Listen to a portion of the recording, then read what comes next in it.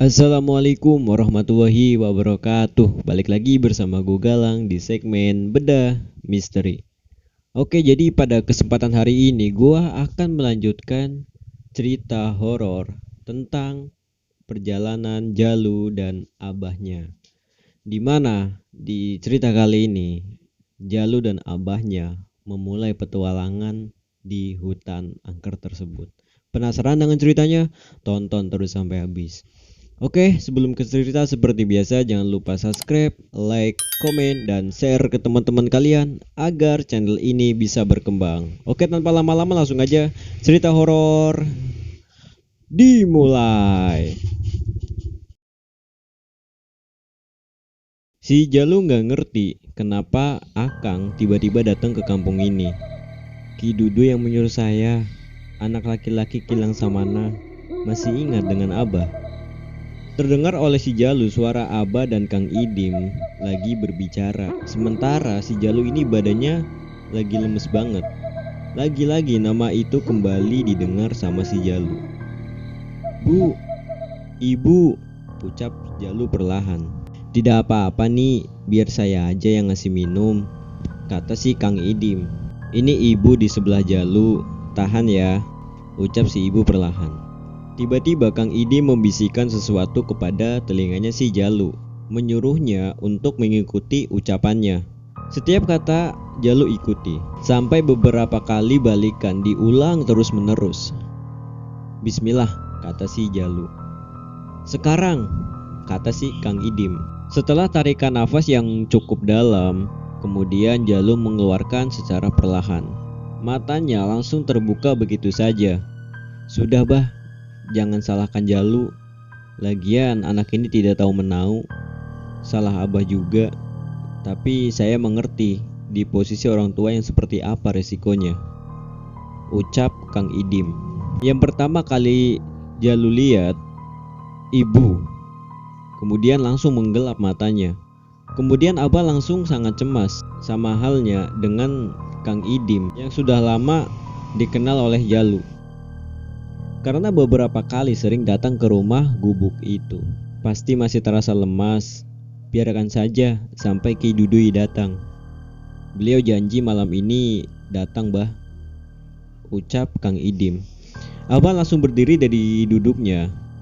Pelan-pelan, ibu boleh kasih tahu Jalu sekarang, ucap si Abah. Sambil berjalan keluar. Tidak ada salahnya. Tidak ada yang benar-benar siap juga bah, jawab si Kang Idim sambil berdiri mengikuti langkah Abah menuju saung di samping rumah. Jalu belum mengerti apa yang dikatakan sama Abah dan Kang Idim. Apalagi kejadian sore tadi setelah Jalu ingat membuat badannya itu terasa lemas kembali. Sudah 3 jam kamu ini tidak sadarkan diri Jalu, ucap si ibu sambil membenarkan bantal, menyuruh Jalu untuk kembali tertidur. Apa bu yang sebenarnya terjadi? Barusan Jalu ingat kejadian di ujung kampung ini, tapi rasanya cukup lemas, kata si Jalu. Melihat jam tua menempel di bilik rumah, sudah pukul jam 8 malam lebih. Kamu ingat, setiap berapa bulan ke belakang ada tamu yang Abah antar ke ujung kampung itu. Masih ingat lawang sasar, satu-satunya lawang yang tidak boleh Jalu ketahui. Bahkan masuk ke perbatasan kampung ini juga Abah larang, jawab si Jalu. Semakin terasa lemas di badan. Harusnya Abah bilang bukan tidak boleh, tapi belum waktunya. Buktinya kejadiannya seperti ini, kata si ibu perlahan. Jalu semakin bingung dengan ucapan ibu malam itu. Kuncen, juru kunci, dari buyut turun ke Abah. Selanjutnya kamu. Tahu alasannya ibu dan Abah masih menetap di sini. Padahal harusnya ibu udah pindah, kata si ibu. Jalu hanya menggelengkan kepala, apalagi lemas di badannya itu semakin terasa. Ketika matahari terbenam, akan terlihat jelas dari rumah ini. Nama kampung ini dulunya Kampung Kulon atau Barat Tilas Jajah. Karena lawang sasar hanya akan bisa masuk melalui barat. Karena tidak mau banyak manusia yang tersesat, maka oleh buyut kamu diganti dari barat menjadi timur, agar tidak banyak yang datang. dilanjutkan oleh Kidiman, kakek kamu, selanjutnya Abah, dan pasti akan jatuh kepada kamu juga, kata si ibu sambil menjelaskan. Baru saja ibu selesai menjelaskan, tiba-tiba terdengar Abah dan Kang Idim menjawab salam secara bersamaan. Apalagi tembok rumah hanya terbuat dari bilik. Ingat saja ucapan ibu barusan, itu penjelasan penting di awal yang harus Jalu ketahui. Memang hidup itu sulit Jalu, tapi tidak ada pilihan, ucap si ibu. Kepala Jalu benar-benar sakit, seperti ditusuk oleh benda tajam. Sangat sakit sekali, apalagi salahnya barusan. Jalu malah mengingat sosok manusia yang Jalu ingat pernah berkunjung beberapa bulan ke belakang ke rumah itu. Namun penampakan wujudnya sore itu benar-benar menakutkan sekali. Terlihat Abah membuka pintu, menganggukkan kepala kepada ibu. Ibu langsung saja berdiri, berjalan ke arah Abah. Masuklah seseorang lelaki tua, lebih tua dari Abah yang baru pertama kali Jalu lihat. Tidak usah takut, saya datang ke sini untuk bersilaturahmi dengan kamu Jalu, kata si kakek tua mendekat setelah menutup pintu dengan rapat. Badan Jalu terasa sangat panas sekali, padahal barusan hanya lemas dan kepalanya saja yang sakit. Panggil saja Ki Dudui, ucap kakek tua itu. Duduk di sebelahnya si Jalu. Baik Ki, kata si Jalu, langsung menerima salamnya, memaksakan badan untuk sedikit terangkat. Ki Dudui langsung mengusap bagian kepalanya si Jalu, seolah mengerti bagian itulah yang Jalu rasakan sakit. Kemudian tangannya berpindah ke bagian dada. Ingat saja, tidak apa-apa kejadian tadi sore. Itu raungan dari perwujudan Kilang Samana, ucap Ki Dudui. Kemudian mengeluarkan sesuatu dari dalam celananya seperti gelang. Namun Jalu tidak pernah melihat benda seperti itu ditempelkan di atas dadanya si Jalu. Nafasnya Jalu semakin tenang, matanya semakin terpejam. Setelah ini belajarlah semuanya tentang leweng sasar pada Abah kamu Jalu. Sosok yang lebih mengerikan sudah menunggu kamu selanjutnya datang ke sana untuk mencegah kedepannya terjadi lebih daripada sekarang. Terdengar suara Ki Dudui masuk ke dalam telinganya si Jalu. Persis sama cerita Kilang Samana, cucu Kidiman dari Kampung Wetan Tilas Jajah, akan sama segala kelakuannya. Namun kesetiaannya yang sangat berharga, percayalah Jalu. Kini cucu Aki, Dikjaya Adigunagama berada dalam masalah. Setelah orang yang kamu lihat barusan di ladang rumput berhasil mempertaruhkan segalanya di leweng sasar, masih terdengar jelas oleh Jalu ucapannya si Ki Dudui. Namun gelapnya mata terpejam seperti menarik Jalu masuk pada suatu lapangan tanah yang luas berwarna merah. Hanya ada satu pohon tua. Bangun Jalu, sudah pagi, ucap si ibu sambil mengusap kepalanya si Jalu. Bu, mana Ki Dudui? Ucap Jalu, perlahan membuka mata. Karena Jalu masih ingat ucapan-ucapan Ki Dudui, terus terngiang ke dalam kepala. Abah langsung berjalan dari dapur membawa air minum. Seolah ibu paham, langsung berdiri dan kembali ke dapur. Maafkan Abah soal kemarin. Ini minum, ucap si Abah sambil membangunkan badannya si Jalu. Ki Dudui bicara panjang bah. Jalu ingat cerita Kilang Samana. Semalam kucing itu Jalu lihat, ucap si Jalu. Pelan-pelan saja. Sudah minum dulu airnya, jawab si Abah, seolah tidak percaya dengan ucapannya si Jalu. Segera Jalu habiskan semua air yang Abah berikan, bahkan sampai tidak tersisa sedikit pun. Sore ini kita pergi ke leweng sasar. Orang-orang mengetahuinya sebagai Bukit Sasar. Ada masalah genting untuk memastikan satu orang. Perintah dari Ki Dudui semalam, ucap Abah perlahan.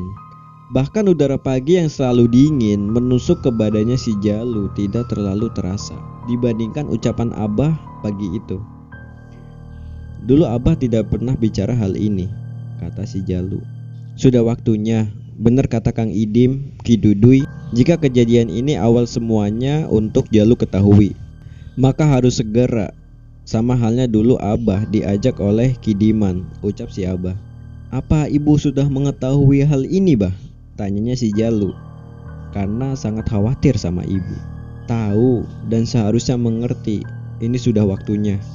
Sama halnya ketika Abah menikahi ibu kamu, Niwarsi. Tidak akan mempunyai banyak anak. setelah anak pertamanya lelaki. Itu sudah turun-temurun, bahkan Niwarsi jauh lebih paham hal ini, ucap si Abah. Jalu hanya menganggukkan kepala saja, memahami apa yang dikatakan si Abah, sambil mengingat semua ucapan Ki Dudui semalam di Gajaya Adigunagama. Iya, semalam bilang sedang dalam masalah. Siapa itu, Bah? Tanya si Jalu. Abah terlihat sangat kaget dengan ucapannya si Jalu. Bahkan rokok yang sedang dihisapnya langsung lepas dari jepitan jarinya. Jalu, ucap Abah sangat keras. Bahkan ibu langsung masuk ke ruang tengah. Ada apa, Bah? Duh, kaget, ucap si ibu. Oh, enggak. Sudah, lanjutkan saja, ucap si Abah. Langsung meminum cukup banyak kopi di dalam gelasnya yang barusan dibawanya. Ibu langsung kembali ke dapur dengan terlihat sangat heran sekali. Begitu juga dengan Jalu. Jadi yang kamu bilang, Jalu, soal Kilang Samana kamu lihat wujudnya? Bisik Abah perlahan di dekat telinganya si Jalu.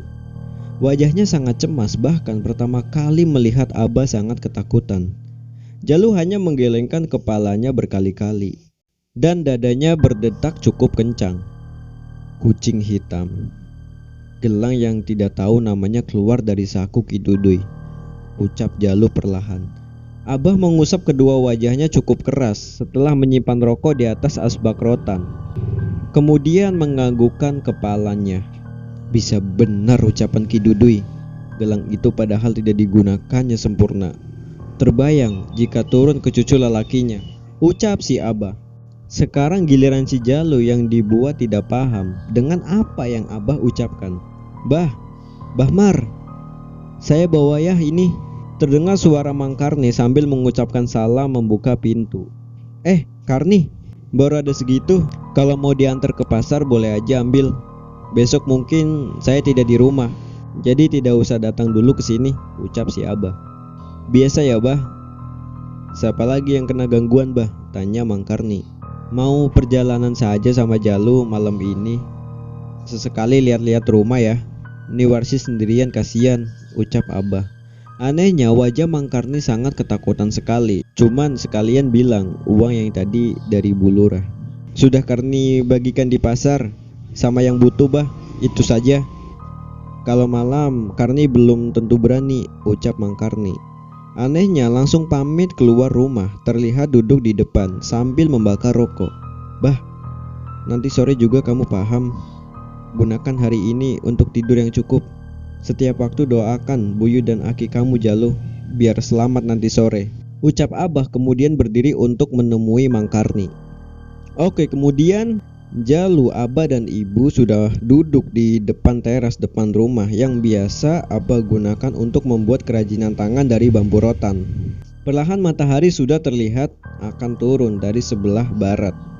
Orang yang 3 bulan datang ke sini ternyata tekadnya tidak main-main, Jalu. Dia sudah berhasil melakukan perjanjian di Leweng Sasar, leweng di mana semua orang akan tersesat selama hidupnya. Sebentar lagi matahari akan tenggelam. Kita harus mulai berjalan, ucap si Abah. Benar, Bah, sudah waktunya, kata si ibu sambil meneteskan air mata. Ibu masuk rumah sekarang. Sampai Abah dan Jalu belum pulang, jangan sesekali membuka pintu siapapun yang datang, ucap si Abah dengan tegas. Bu, ucap si Jalu. Sudah, Jalu, ini memang sudah harus seperti ini, jawab ibu benar-benar air matanya sudah membasahi pipinya. Ayo Jalu, ucap si Abah sambil berdiri. Ibu kemudian masuk ke dalam rumah, apalagi kuning cahaya langit memang jelas terlihat dari situ. Bah, domba-domba, ucap si Jalu. Sudah Abah mandikan tadi siang. Biarkan saja, jawab si Abah melangkah menjauh dari rumah. Anehnya Jalu baru sadar melihat keadaan rumah seperti ada yang berbeda, seperti banyak sosok yang melindungi rumah. Bah, ucap si Jalu ketika melihat ke arah rumah. Belum saatnya itu, hanya sepintas yang kamu lihat, ucap Abah mengerti apa yang dimaksud oleh Jalu. Akhirnya Jalu terus berjalan mengikuti si Abah menuju ladang rumput atau ujung kampung wetan Tilas Jajah itu. Jalu ingat kejadian kemarin sore. Orang itu Abah antarkan sampai sana. Sudah beberapa kali Abah jelaskan bahwa keluar dari kampung ini berjalan lurus akan menumpukan leuweung sasar. Jika melewati semua rintangannya ke sebelah barat, ucap Abah sambil berhenti. Sementara cahaya sore sudah semakin mengeluarkan warna kuning keemasannya. Jalu hanya mengangguk saja, apalagi Jalu belum tahu nama orang itu siapa. Padahal 3 bulan ke belakang, Jalu sendiri yang menerima ucapan salamnya ketika bertamu ke rumah. Kemudian Abah berjalan kembali. Kemudian ayahnya si Jalu menyuruhnya untuk berjalan di sebelahnya, bukan lagi di belakangnya. Kala matahari terbenam, mereka siapapun yang sudah paham akan mulai masuk mencari kemudahan. Nyatanya akan pulang dengan kesengsaraan. Maka tersesatlah sampai mereka mati. Akhirnya arwahnya gentayangan di leuweung sasar, ucap Abah tiba-tiba dengan perlahan. Sementara Jalu mendengarnya sangat jelas. Tiba-tiba angin kemarin begitu kencang kembali datang. Sementara Jalu semakin mendekat ke ujung perbatasan kampung Wetan Tilas Jajah. Baru saja matahari benar-benar tenggelam. Banyak sekali mata merah bermunculan menampakkan wajahnya. Jalu sangat kaget. "Bah," ucap si Jalu keras. Karena banyak wajah-wajah yang pucat hanya berdiam. "Dari sini masih jauh. Ini hanya bagian kecil yang gagal masuk tersesat di dalam perjalanan menuju leuweung sasar," ucap si Abah. Yang Ki Dudui bilang, "Cucunya bermasalah dengan orang yang datang ke sini kan, Bah?" tanya si Jalu sambil mengikuti Abah berhenti dari langkahnya. Anehnya, sosok jelmaan manusia hanya diam saja dari cahaya tenggelamnya matahari, tidak bergerak, hanya memandang mengerikan ke arah Jalu dan Abah. Cucunya Ki Dudui punya hubungan serius dengan salah satu anak orang tuanya berhasil keluar dari leuweung sasar, namanya Suganda. Malah sekarang anak keduanya sedang disiapkan untuk meneruskan kesesatannya di leuweung sasar. "Abah hanya bisa memastikan sisanya kamu, Jalu," ucap Abah perlahan. Tiba-tiba dengan serentak suara tertawa perempuan terdengar sangat kencang. Mata-mata merah yang awalnya Jalu lihat seperti titik-titik, kini menampakkan wujud aslinya, seolah menunggu kedatangan Abah sebagai kuncen leuweung sasar dan anaknya si Jalu. "Semakin masuk, kamu akan semakin tahu kenapa seperti itu, bahkan tertahan sebelum sampai di leuweung sasar," ucap si Abah. Dan cerita pun selesai.